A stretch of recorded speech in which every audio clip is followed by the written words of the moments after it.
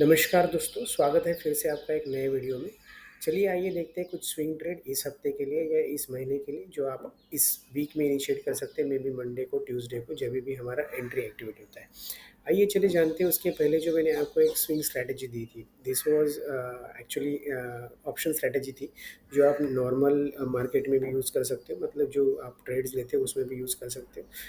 2 golden strategy सिखाई थी मैंने। एक गोल्डन स्ट्रैटेजी थी जो रिवर्सल स्ट्रैटेजी थी, जो बैंक निफ्टी के लिए मैंने बताई थी, और अगर किसी ने उस वीडियो को फॉलो किया होगा, उस वीडियो को देखा होगा, तो आपने मंडे को ही मैंने वीडियो डाला था फ्राइडे को, और फ्राइडे को जब किसी ने वो वीडियो देखा होगा और वो इम्प्लीमेंट किया होगा, तो मंडे को ही एक बहुत अच्छा ट्रेड मिला, जो कम से कम हम लोगों को 500-600 पॉइंट दे के गया, वो भी 1 से 2 दिनों में। तो यही है वो गोल्डन स्ट्रैटेजी का रूल। जभी भी वो मिलेगा, जभी भी आपको मिलेगा, आपको एक अच्छा खासा पैसा देके जाएगा। उस वीडियो पे व्यू कम है, बट डेफ़िनेटली आप वीडियो पे जाइए। उस वीडियो का लिंक मैं डिस्क्रिप्शन बॉक्स में डाल दूँगा, तो आप उस पे क्लिक कीजिए, उसको देखिए, उसको सीखिए। अगर आप वो सीख गए, तो आपको ऐसे कुछ वीडियो जो मैं हर हफ्ते डालूँगा, जिसमें स्विंग ट्रेड्स दूँगा आपके अंडरस्टैंडिंग के लिए, आपको समझने के लिए, वो वीडियोज़ की आपको ज़रूरत भी नहीं पड़ेगी अगर आप वो सीख गए तो। और मे बी आपको ट्रेडिंग के क्लासेस की भी ज़रूरत नहीं पड़ेगी। तो आइए चलते हैं स्क्रीन पे और समझते हैं क्या है इस हफ्ते के ट्रेड्स। चलो, welcome back on the screen. जैसे कि आप स्क्रीन देख सकते हैं यहाँ पे, जो भी मैंने आपको बताया था कि आपको मैं शेयर्स दूँगा, तो शेयर्स मैंने निकाल लिए हैं और आपको बताता हूँ कि किस शेयर पे हम लोग इन्वेस्टमेंट या तो फिर इस वीक में स्मॉल ट्रेड्स ले सकते हैं। पहले ट्रेड लेने से पहले थोड़ा-सा अंडरस्टैंड कीजिए कि जो भी मैंने शेयर दिए हैं, वो किस मुकाम पे दिए हैं, किस बेसिक, मतलब उसका बेसिक क्या है। मैंने आपको स्ट्रैटेजी भी दी थी, ये भी मैंने आपको बताया कि एक हफ्ते पहले मैंने एक वीडियो डाला था जिसमें स्ट्रैटेजी थी ऑप्शन बाइंग के लिए, और वही स्ट्रैटेजी सेम मैंने बताया था आपको कि मैंने दी थी फ्राइडे को, और मंडे को एक बहुत अच्छा ट्रेड बना बैंक निफ्टी में। तो वही मैं आपको अभी दिखाने वाला हूँ। आइए देखते हैं किस तरह से वो ट्रेड कर सकते थे। तो जहाँ पे मैंने स्ट्रैटेजी बताई थी, उस स्ट्रैटेजी का एंट्री जो है वो इस पॉइंट पे होता था। ये पॉइंट पे हम लोगों का स्टॉप लॉस लगा के हम कम से कम नहीं कुछ तो 1200-1300 पॉइंट का टारगेट ले सकते थे। वैसे मैंने बैक वीडियो में ये बताया था कि 500-600 point, because I was not looking at that time how much it was.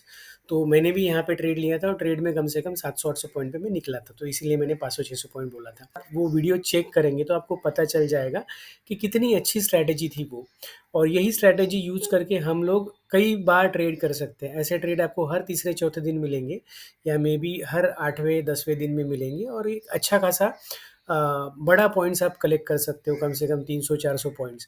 तो ये पॉइंट्स जो होते हैं ना, वो एक टाइम में ही आपको कम से कम वीक का पेमेंट या वीक का अर्निंग दे सकते हैं। लेकिन वो करने से पहले, कभी भी ये सब करने से पहले आपको उसकी अंडरस्टैंडिंग नॉलेज होना बहुत ज़रूरी होता है, और वो अंडरस्टैंडिंग नॉलेज तभी आएगा जब आप उसको थॉरोली फॉलो करेंगे। तो चलो आते हैं अपने इस हफ्ते के इन्वेस्टमेंट के लिए। तो इस हफ्ते के लिए मैंने कुछ स्टॉक्स निकाले हैं। ये स्टॉक्स जो है, हो सकता है आपको ना अच्छे लगे, हो सकता है अच्छे लगे, बट जो भी है, कभी भी इन्वेस्टमेंट करने के पहले खुद को, अपना जो रिस्क एपेटाइट है वो चेक कर ले कि हमारा रिस्क कितना हम लोग बेयर कर सकते हैं। दूसरी चीज़, क्या ये सब चीज़ें जो मैं कर रहा हूँ, ये मुझे अगर नुकसान देगी तो क्या मैं झेल सकता हूँ, और ये मेरा जो नुकसान होगा वो कितना होगा, ये आपको पता होना चाहिए। तो इसलिए मैं स्टॉप लॉस के साथ आपको एक ट्रेड दे रहा हूँ। ट्रेड एनालिसिस मैंने किया हुआ है, इसको आप कीजिए। आप अपने एनालिस्ट को पूछिए, या जो जहाँ से भी आप मतलब इन्वेस्टमेंट करते हैं, जिसका सुन के आप करते हैं, उसको पूछिए और उसके बाद कीजिए। तो या तो फिर ये एजुकेशन पर्पज़ के लिए यूज़ कीजिए। तो एजुकेशन पर्पज़ पे भी आप यूज़ करोगे तो भी आपको समझ में आ जाएगा। तो आइए चलिए चलते हैं। पहला शेयर हम लोगों का, पहला शेयर है जुबिलिएंट फूड वर्क्स। तो जुबिलिएंट फूड वर्क्स में हम लोग एक अच्छा ट्रेड ले सकते हैं, जिसमें बाइंग का जो टाइमिंग है, वो एक्चुअली मैंने जितने भी शेयर्स निकाले हैं वो ऑलरेडी ब्रेकआउट कर चुके हैं, बिकॉज़ ये इन बिटवीन वीक में ब्रेकआउट किए हुए हैं, तो थोड़ा-सा प्राइस आगे चला गया है। तो यहाँ पे जहाँ पे फूडवर्क का जो प्राइस है वो 606 पे आपको दिख रहा है, तो 606 पे हम लोगों को बाय नहीं करना है, हम लोगों को कहाँ पे बाय करना है, 576 पे। तो अराउंड यहाँ पे कहीं पे 576 पे हम लोग बाय करेंगे। और अगर ये शेयर 1 या 2 दिन में कभी भी 576 के पास आता है, sorry, 576 is a stop loss, I am very sorry, 576 ये हमारा स्टॉप लॉस है। हम लोग को बाय करना है 594 और 587 के बीच में। 594 एंड 587 के बीच में हम लोग अगर बाय करेंगे तो हमारा स्टॉप लॉस जो है वो 576 का रहेगा और हमारा टारगेट जो है वो 700 रुपीज़ का रहेगा। तो अगर आप देखेंगे तो टारगेट जो है वो परसेंटेज में काफ़ी अच्छा है।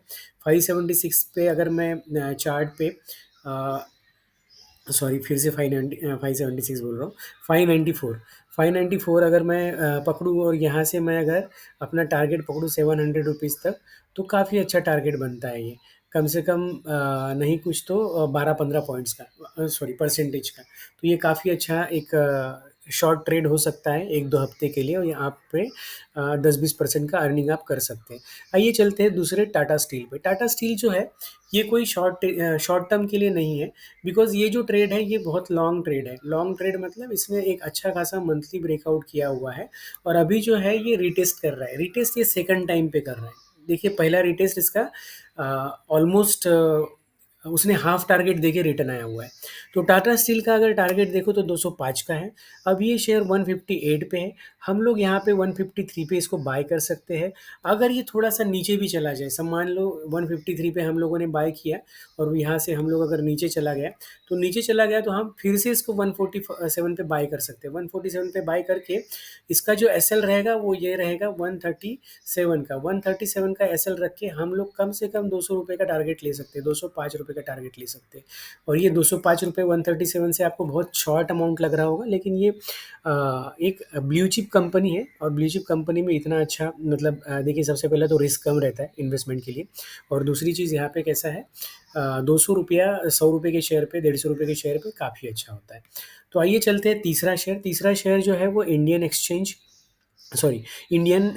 Energy exchange. तो इंडियन एनर्जी एक्सचेंज जो है वो आज के दिन हम लोगों को लेना चाहिए था, but never regret for the decision कि हम लोग लेट हो गए, ऐसा हो गया वैसा हो गया। अभी भी हम लोग इसको बाय कर सकते हैं। इसका जो प्राइसिंग है ये 192 194 या फिर 194 से लेके 187 तक हम लोग इसको बाय कर सकते हैं। मतलब अगर थोड़ा सा भी गिरता है ये कल परसों तो यहाँ से लेके यहाँ तक के हम लोग इसको बाय कर सकते हैं। ये बाय करने के लिए हम लोग अगर 2 पॉइंट रखें कहीं पे भी इस 2 पॉइंट के बीच में पिछले अगले हफ्ते में आपको मिलता है, तो हम लोगों को 177 का एसएल लगा के 177 का एसएल कहीं पे यहाँ कहीं पे आएगा, करेक्ट यहाँ पे आ रहा है। तो 177 का एसएल लगा करके हम लोग इसको कम से कम 236 तक लेके जा सकते हैं। 236 तक अगर हम लोग रिस्क टू रिवॉर्ड देखेंगे तो रिस्क टू रिवॉर्ड भी काफ़ी अच्छा है। हमारा जो एस एल जो है वो 6% का है, जहाँ के हमारा वाला टारगेट जो है वो है कम से कम अराउंड 23% का। तो काफ़ी अच्छा रिस्क टू रिवॉर्ड है इस शेयर में। तो ये शेयर को ध्यान से देखिए। अगर ये कभी भी अगले हफ्ते में ये 2 लाइन्स जो मैंने खींचे हुए हैं आप इसको देख लीजिए और इसके बीच में आता है तो आप इसको लंबे टर्म के लिए सॉरी नॉट लंबे टाइम के लिए बट 236 तक होल्ड कर सकते हैं। आइए चलते हैं नेक्स्ट शेयर पे। ये है ओएनजीसी। ओएनजीसी में एक्चुअली काफ़ी अच्छा ब्रेकआउट दिया है, पिछले हफ्ते ही ब्रेकआउट दिया है। स्टिल ये होल्ड कर रहा है पिछले हफ्ते से अपने ब्रेकआउट लाइन पे और ब्रेकआउट लाइन पे होल्ड करने के बाद इसका जो एंट्री पॉइंट है ये बनता है 315 और 306 के बीच में, 306 से लेके 315 के बीच में। अगर इस दोनों के बीच में आपको कहीं पे भी ये शेयर मिलता है तो आप इसे बाय कर सकते हैं। ये लंबे टाइम के लिए मतलब ये लॉन्ग टर्म इन्वेस्टमेंट के लिए, बिकॉज ये शेयर आपको डबल रिटर्न भी दे सकता है। इसका टारगेट जो है वो काफ़ी लंबा है, आप इसको होल्ड कर सकते हैं कम से कम 4-5-6 महीने के लिए, क्योंकि डबल कर देगा ये अमाउंट अगर ये चल गया तो। और अगर ये नीचे आता है तो नीचे अगर आता है और आपको लगता है कि मुझे अब ज़्यादा इंतज़ार नहीं करना है बिकॉज़ ये काफ़ी नीचे आ चुका है, मैंने 315 पे खरीदा है, 307 पे खरीदा, तो इसका स्टॉप लॉस आज ₹240 का रख सकते हैं। स्टॉप लॉस मैं थोड़ा-सा बढ़ा दे रहा हूँ बिकॉज़ रिटर्न देने का कैपेसिटी इसमें थोड़ा ज़्यादा है। तो that's why I am giving you the bigger stop loss, so आप यहाँ से एग्ज़िट ना हो जाए अननेसेसरली, दैट्स व्हाई। और इसके बाद जो है वो है पीसीबीएल। पीसीबीएल एक ऐसा शेयर है जो काफ़ी दिनों से अगर आप देखेंगे इसका कर्व देखेंगे तो कंटिन्यूअसली ऊपर का ही है। तो थोड़ा-सा मैं कहूँगा कि काफ़ी तेज़ चलता है ये, तेज़ चलता है, तो इसीलिए थोड़ा-सा सँभल के रहिए इस शेयर से। बट डेफ़िनिटली ये अभी जो है ये 300 से 372 पे है। लेकिन अगर ये कहीं पे भी आपको 3 42 के पास, 342 कहाँ पे आ रहा है? यहाँ पे कहीं पे आ रहा है। अगर यहाँ पे आपको मिलता है, तो डेफ़िनिटली आप इसको बाय कीजिए, बिकॉज़ ये एक ऐसा मोमेंटम शेयर है, ये आपको सडनली टारगेट दे देगा और वो टारगेट जो रहेगा ये रहेगा 419 का। तो ये जो है ये 2 से 3 दिन का ट्रेड रहेगा। ये 2 से 3 दिन के ट्रेड में आप अच्छा खासा अमाउंट इसमें कमा सकते हो। ठीक है? बिकॉज़ इसका मोमेंटम जो है वो बहुत फ़ास्ट है और बाकी शेयर्स की तरह इसको होल्ड करने की ज़रूरत नहीं है 1 से 2 हफ़्ता। उसके बाद है डॉक्टर लाल पैथ, जिसको मैंने ऑलरेडी एंटर करके एक बार एग्ज़िट भी कर चुका और फिर से री-एंटर करूँगा। तो फिर से री-एंटर करने के लिए जो अपना प्राइस है वो है 2890 पे। अगर ये 2890 पे आता है, अगले हफ्ते में आ सकता है। अगले हफ्ते में अगर ये 2890 पे आता है तो इसको बाय कीजिए। अभी भी इसको बाय कर सकते हैं, लेकिन क्या है कभी भी लेवल पे बाय करना ज़्यादा बेहतर रहता है, बिकॉज़ इसका जो टारगेट है इसने ऑलरेडी मंथली ब्रेकआउट दिया है और मंथली ब्रेकआउट पे अगर आप इसको देखेंगे तो ये जा सकता है टारगेट 3597 पे, मतलब ऑलमोस्ट 3597 मतलब 600, 3500, 600 सॉरी, 3600 पे ये जा सकता है और 3600 से हम लोग अभी 600 नीचे है और इसका छोटा सा स्टॉप लॉस लगा के आज भी एंट्री कर सकते हैं, लेकिन इसका जो लेवल बनता है वो लेवल बनता है 2890 का। अगर आप 2890 पे इसको बाय करते हैं तो वो बहुत अच्छा लेवल रहेगा और 2890 से आप इसको काफ़ी अच्छा होल्ड कर सकते हैं 3600 रुपीज़ तक। तो ये एक अच्छा ब्रेकआउट शेयर है और आज आप इसको ज़रूर बाय कीजिए अगर आपको ये इस लेवल पे मिलता है तो। तो जैसा कि दोस्तों मैंने आपको बताया, कम से कम 5 से 6 शेयर दिए।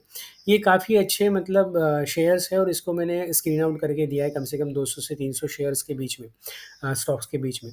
तो देखिए 200-300 स्टॉक्स जो है मैंने स्क्रीन आउट किए हुए हैं। आप भी इसमें से कुछ स्क्रीन आउट कीजिए। आपका रिस्क टू रिवॉर्ड अंडरस्टैंड कीजिए कि आप हर शेयर पे कितना रिस्क ले सकते हैं। जैसे कि आपकी रिस्क एपेटाइट कम से कम आपको अगर 4 शेयर्स में लगाना है और आपका रिस्क एपेटाइट ₹5000 का है, तो डिवाइड कीजिए। हर शेयर को आप ₹15,000 ये 1250 रुपीज़ आप लॉस देंगे। तो 1250 रुपीज़ के हिसाब से आप स्टॉप लॉस निकालिए, उसको डिवाइड कीजिए, आपको क्वांटिटी आ जाएगी, उतना क्वांटिटी लगाइए। इससे क्या होगा, आपका रिस्क टू रिवॉर्ड बचा हुआ रहेगा, आपका मनी मैनेजमेंट होगा। मनी मैनेजमेंट में आपका मैक्सिमम जो लॉस रहेगा वो 1250 ईच स्टॉक रहेगा। तो इस हिसाब से आप अपना पैसा बचा सकते हैं और एक भी शेयर आपका चल गया तो आपको पाँचों शेयर का रिटर्न भी दे देगा। तो आपके लॉसेस भी निकाल देगा जो लॉसेस रहेंगे और आप प्रॉफिट में रहोगे। तो इसी तरह से हम लोगों को हर हफ्ते इन्वेस्टमेंट करना है। इन्वेस्टमेंट करके हम अपना इनकम कमाना है। तो जैसे कि मैंने आपको पहले भी बताया वीडियो में स्टार्टिंग पॉइंट पे कि मैंने एक स्ट्रैटेजी दी है, वो स्ट्रैटेजी का लिंक भी मैं इस डिस्क्रिप्शन बॉक्स में डाल दूँगा। वो स्ट्रैटेजी सीखिए, अगर वो सीख गए ना, तो ये सब स्टॉक लेने की मेरी तरफ से आपको ज़रूरत भी नहीं पड़ेगी। तो जो भी मैं स्टॉक दे रहा हूँ वो एजुकेशन के तौर पे यूज़ कीजिए और अपना डिसीजन खुद लीजिए। आइए फिर से मिलेंगे अगले हफ्ते एक नए स्टॉक के साथ। चलिए तब तक के लिए गुड बाय।